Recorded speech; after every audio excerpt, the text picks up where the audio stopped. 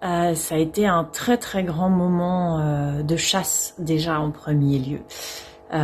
J'ai commencé de chasser plusieurs semaines avant pour réussir à y aller, pour dépasser tous les freins que j'avais, toutes les croyances limitantes, toutes les premières fois que ça allait générer aussi, première fois que je prenais l'avion toute seule, première fois que je partais à l'étranger toute seule, première fois que je laissais mes enfants en partant aussi loin d'eux, et de voir que j'étais capable. Ça a vraiment été le premier apprentissage, j'étais capable. Et pour la première fois depuis très longtemps, voire depuis toujours, non seulement d'être capable seule, mais de pouvoir profiter de la force, de la compassion, de l'alliance du groupe pour me soutenir.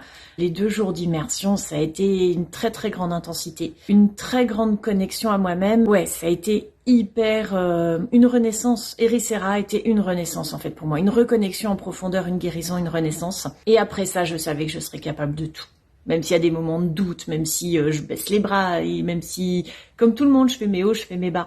Mais Éricera m'a montré que j'étais capable de tout, que j'avais ma place sur cette terre, que j'avais les moyens et la possibilité de me recréer une vie et que c'était possible pour moi. Ça me génère beaucoup d'émotions de repenser à ça en fait. J'ai pas repensé en ces termes-là avant là de faire cette vidéo et Éricera marque vraiment un tournant dans ma vie et ça n'a plus jamais été pareil en fait après Éricera.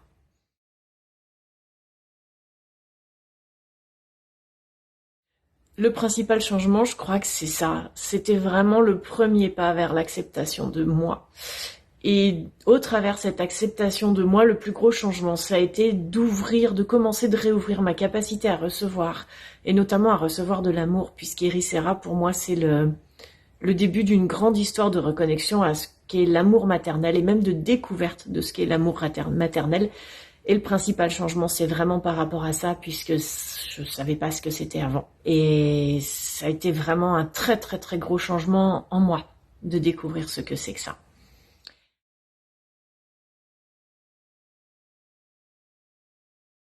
Il y a tellement de choses. Je dirais en premier lieu la rencontre humaine. On se voit sur les réseaux, on se soutient par les groupes. Aller à Éricera, c'est déjà se découvrir en vrai, et on se découvre pas de la même façon. On crée un lien qui est tellement différent, tellement plus vrai, tellement plus fort, tellement plus intime aussi entre nous, les chasseurs. Et découvrir Greg en vrai et son énergie, c'est... Greg, quand on va à Éricera, devient quelqu'un en vrai et devient un humain en vrai. Avant, ça reste une image sur les réseaux. On a beau dire, tant qu'on voit pas les personnes en vrai, on a beau les aimer fort au travers des réseaux, ça reste quelque chose de virtuel. Et là, l'humanité de Greg, elle prend toute sa place. Son impact, sa puissance en tant que coach, en tant que chasseur, son soutien prend une telle proportion en fait, une telle énergie. Elle est tellement contagieuse aussi, cette énergie, que ça change énormément de choses et il nous la donne avec une telle générosité. On ne peut pas découvrir ça si on n'est pas face à Greg. Quand il vous regarde droit dans les yeux et qu'il vous pousse dans les retranchements, on peut pas découvrir ça autrement, ailleurs, avec un écran interposé, c'est pas possible. Et puis la rencontre avec les maîtres chasseurs certifiés qui étaient là pour soutenir aussi, de pouvoir se serrer dans les bras, pouvoir se toucher, juste mettre une main sur l'épaule, mettre un visage, une odeur, une couleur, c'est tellement fort. Si je devais garder 2 choses uniquement d'Éricera, ce serait je suis capable. Et la deuxième chose, c'est l'amour universel et inconditionnel.